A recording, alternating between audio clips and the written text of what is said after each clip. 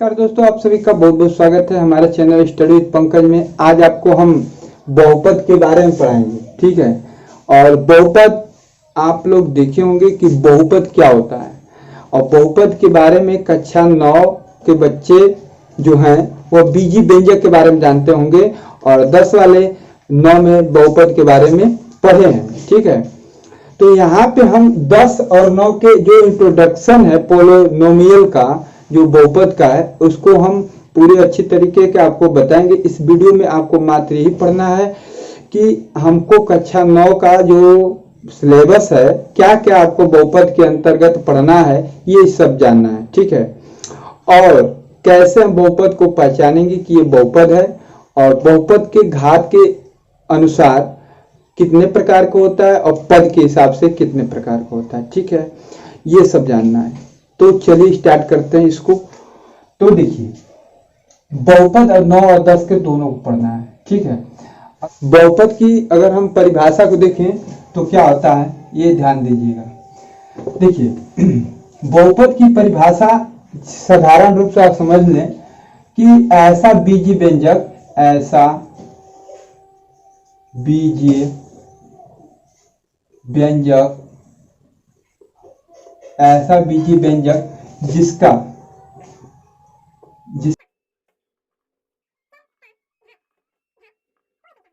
पूर्ण संख्या हो, ठीक है। जैसे पूर्ण संख्या हो, उसको हम क्या कहते हैं, बहुपद कहते हैं, ठीक है। बहुपद मतलब पूर्ण संख्या क्या हो, जैसे 0, 1, 2, 3, 4 ऐसे ऐसे। तो जो मतलब प्राकृतिक संख्या में 0 को सम्मिलित कर लेते हैं तो आपका बहुपद बन जाता है। तो और इस बहुपद जो प्राकृतिक संख्या क्या है, पूर्ण संख्या क्या है, इसके बारे में हम आपको संख्या पद्धति में बता चुके हैं, ठीक है। तो आपको जो नहीं देखा होगा वो पिछली वीडियो देख लेगा। तो अब ये था परिभाषा। अब इसको समझने के लिए कुछ आपको उदाहरण बताते हैं, ठीक है। जैसे 3x + 4, तो जो इसमें चर है, देखिए हमारे हिसाब से इसको बनाया अपने हिसाब से। तो देखिए इसमें जो चर है, ऐसे ही परिभाषा भी होता है, ठीक है। समझना है आपको क्या कह रहे हैं, ऐसा बीजीय व्यंजक जिसका चर का घात पूर्ण संख्या हो। तो चर आपका ये है और इसका घात 1 होगा। जो घात नहीं दिख रहा है, घात नहीं दिया है, तो घात क्या मानते हैं, 1 मानते हैं। और जिसका घात 1 होगा तो ये पूर्ण संख्या के अंतर्गत आता है कि नहीं, 1। तो अगर इसमें कोई भी चर रहता तो उसका घात हम पूर्ण संख्या देखते, तो पूर्ण संख्या होना चाहिए। तो घात ये पूर्ण संख्या, तो यह बीजीय व्यंजक बहुपद होगा। अब दूसरे तरीका समझना है, x³ x² + 3x+ मान लेते हैं, ऐसा कुछ हो। तो इसमें वेरिएबल जो चर है, चर के घात ये 2 है, यहाँ पे 1 है। तो 2 और 1 भी पूर्ण संख्या है, इसलिए यह क्या होगा, बहुपद होगा, ठीक है। गुणांक से कोई मतलब नहीं है। दूसरा हो गया, ये पहला हो गया। अब उसके बाद ऐसा कोई कंडीशन दे दे, देखिए ऐसा 3x + 4 ऐसा दे दे, मान ले स्क्वायर भी दे दे। आपका यहाँ पे दिया है कि जो x का घात 2 है, गुणांक से कोई लेना देना नहीं है, चर से देना है। यहाँ पे चर लिखे हैं, तो चर आपका होना क्या चाहिए, चर आपका क्या होना चाहिए, चर पूर्ण संख्या होना चाहिए, पूर्ण संख्या। तो पूर्ण संख्या होना चाहिए, तो फिर यहाँ पे चर आपका, चर के घात क्या है, 2 है, गुणांक कुछ भी हो। तो ऐसा कंडीशन में ये भी एक बहुपद है। दूसरा चीज ये है, अगर 1/2 x² + 4 इस प्रकार से है, 4x + 6, तो इसको पूछा जाएगा कि ये देखिए कड़ी में था, ये बटा में हो गया, तो कहा जाए कि यह बहुपद है कि नहीं है। तो घात देखेंगे, x की घात 2 और x की घात 1, तो ऐसा बीजीय व्यंजक क्या होगा, तो अंक दोनों बटा में है, चर का घात दोनों का क्या है, एक पूर्ण संख्या है, इसलिए यह भी क्या होगा, बहुपद होगा। चौथा चीज ये है, अगर आपको इस प्रकार से दे दे,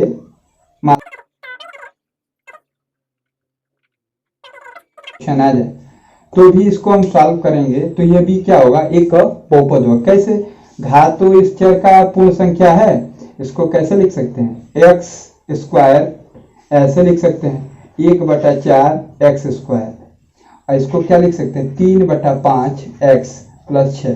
तो इसके घात क्या है, पूर्ण संख्या है 2, इसका 1, तो ये क्या होंगे, बहुपद होंगे।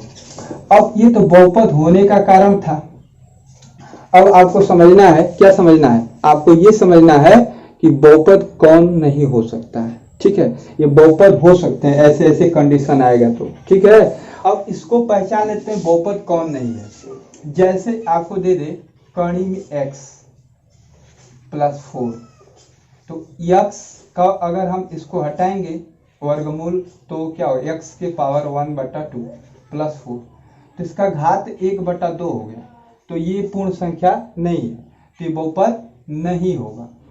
दूसरा जो आपका एग्जाम्पल है, अगर आपको दे दे x के घाते 1/2 और +4x चाहे जो भी दे दे, तो घात बटा में आ गया तो भी ये नहीं होगा। 3 होता तब भी नहीं होता, घनमूल होता तब भी नहीं होता। अगर आपका ऐसा दे दे x के घाते -1 + 4, तो घात पूर्ण संख्या नहीं है, इसलिए बहुपद नहीं है। ठीक है, तो इस कंडीशन में कुल मिला जुला के आपको ये दिमाग में रखना है बहुपद होने का कंडीशन, कि घात जो ऐसा बीजी व्यंजक हो जिसका चर का घात पूर्ण संख्या होना जरूरी है। पूर्ण संख्या होगा तो बहुपद होगा। ठीक है, पद के प्रकार को देखें तो घात के हिसाब से, पद के हिसाब से दो आधार पे बांटा गया, एक घात के आधार पे, एक पद के आधार पे। पहला तो रैखिक बहुपद है। तो रैखिक बहुपद क्या होते हैं, ठीक है, तो रैखिक बहुपद आपका जो इसमें आपको याद ये रखना है, बस आपको याद क्या रखना है, देखते रहिए। जो अब ये होता है, और अब पूछा जाएगा कि बहुपद का घात बताइए, बहुपद का घात पूछता है तो क्या बताइएगा, अधिकतम चर का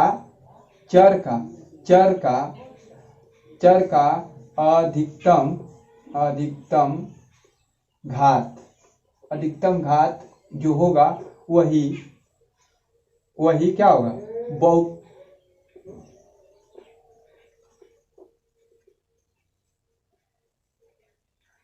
देखिए कोई भी बहुपद आपको दिखेगा और उसमें जो चर का अधिकतम घात जो सबसे अधिक होगा, उसमें पूरे में चर में सबसे अधिक जो घात होगा वही बहुपद का क्या होगा, घात होगा। क्या होगा, घात होगा। ध्यान दीजिएगा, ये बात आप याद रखिएगा। और दूसरी बात आपको याद रखना है कि अब यहाँ पे इसी तरीके से अधिकतम देखेंगे, अधिकतम घात अधिक से अधिक, तो रैखिक बहुपद में जो सबसे अधिक से अधिक जो घात क्या होगा, चर का 1 होगा।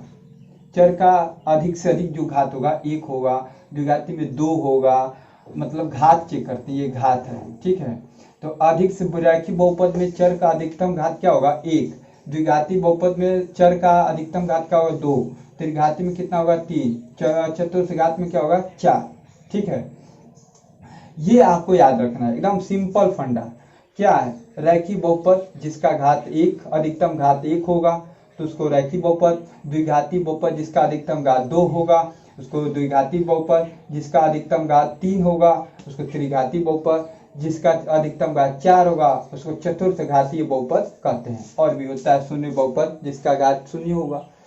तो चलिए, मेन फोकस आपका इसी पे होना चाहिए। ठीक है, अब यहाँ पे आपको जानना क्या है, इस रैखिक बहुपद का एक व्यापक रूप होता है ax + b, ऐसा होता है। ठीक है, और यहाँ पे कंडीशन ये होता है a ≠ 0।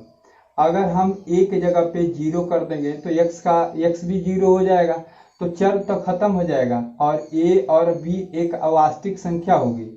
क्या होगी, वास्तविक संख्या होगी, क्योंकि कर्णी में भी हो सकता है और कुछ भी हो सकता है, बटा भी हो सकता है। तो a और b एक अचर पद है। क्या है, अचर पद होता है और उससे हमको कोई लेना देना नहीं है, गुणांक होता है। और चर का जो गुणांक है ये हो जाएगा, मतलब 0 के बराबर हो जाएगा, तो यह रैखिक बहुपद नहीं कहलाएगा। ठीक है, दूसरी बात है द्विघाती बहुपद में देख लेते हैं। इसका जो व्यापक रूप है उसको बोलते हैं व्यापक रूप किसका, इन सभी का व्यापक रूप है। देखिए द्विघाती बहुपद का व्यापक रूप होता है ax² plus bx plus c। ठीक है, इसमें भी कंडीशन ये है, इसमें भी ये कंडीशन है कि a not equal to 0, a के बराबर 0 नहीं होना चाहिए, क्योंकि a के बराबर 0 हो जाएगा तो सब ये क्या हो जाएगा 0, तो bx प्लस c, तो यह एक रैखिक बहुपद कहलाएगा। ठीक है, अब तीसरा कंडीशन ये दे रहा है कि त्रिघाती, तो इसका व्यापक रूप क्या है ax³ plus bx plus bx² plus cx plus d।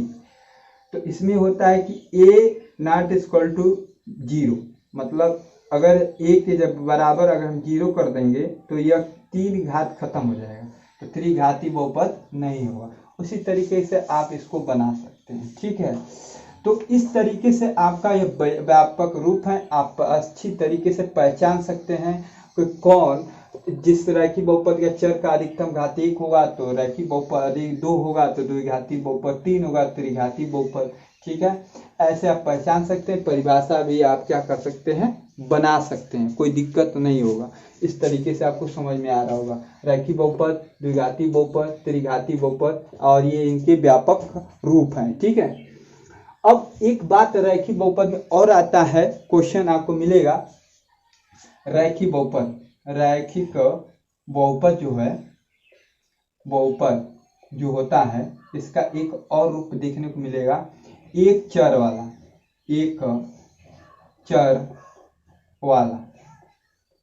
ठीक है, पहला, दूसरा 2 चर वाला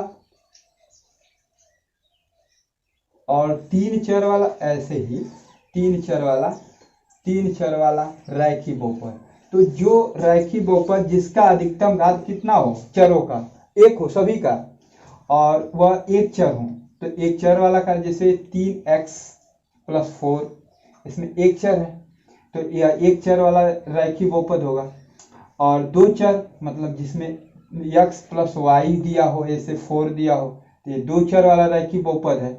और 3 चर जिसमें 3 हो, x plus y plus z, ऐसा कुछ दिया हो, तो आपको यह 3 चर वाला रैखिक बहुपद है, क्योंकि इसका घात 1 है, तो 3 चर वाला रैखिक बहुपद कहलाएगा। ठीक है, अब बात आती है पद के हिसाब से मतलब बहुपद कितने प्रकार का होता है, एक हिसाब से बहुपद कैसा होता है। तो एक पद, तो आपने कक्षा 6, 7, 8 में हर क्लासों में पढ़े हैं पद के हिसाब से, जो सजातीय विजातीय पद पढ़े ही हैं आप लोग। ठीक है, तो देखिए पद के हिसाब से अगर देखा जाए तो जैसे 3x², यह एक पदीय बहुपद है, एक पद वाला। अगर इसमें हम कोई भी ऐड कर देंगे या जोड़ दें या घटा दें, पद किसे कहते हैं, तो पद आपको जानना होगा, तो सब आपको वीडियो में मिलेगा। हमारे चैनल पे जाइए और वीडियो में जाकर देख सकते हैं। बीजी व्यंजक के परिभाषा हम आपको बताए हैं, पद का भी परिभाषा बताए होंगे, बीजी व्यंजक का भी बताए होंगे, आप सब देख सकते हैं। ठीक है, डिस्क्रिप्शन में आपको उसका लिंक मिल जाएगा। तो पद मतलब किसी भी चर और अचर का गुणनफल या भागफल जो रूप होता है वही पद होता है।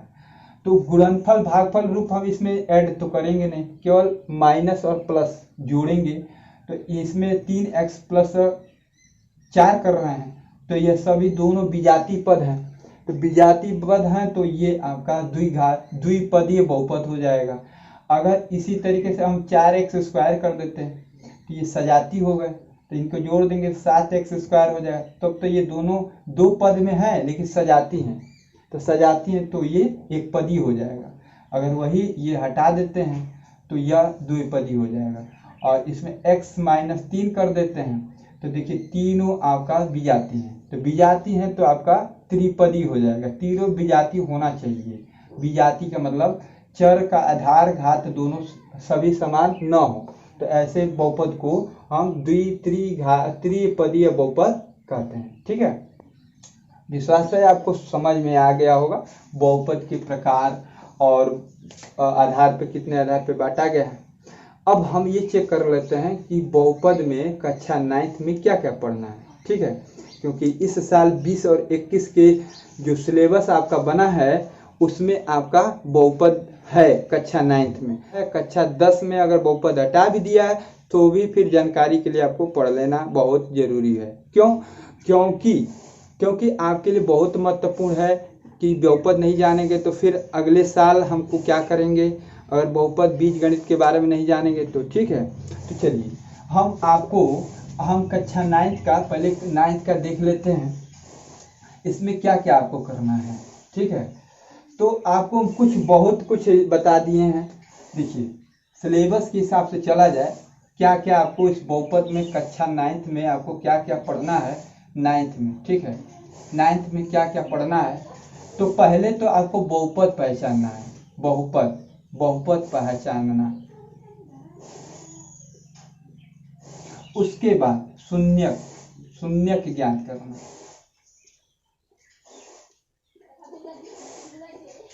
ठीक है, उसके बाद शेषफल प्रमेय,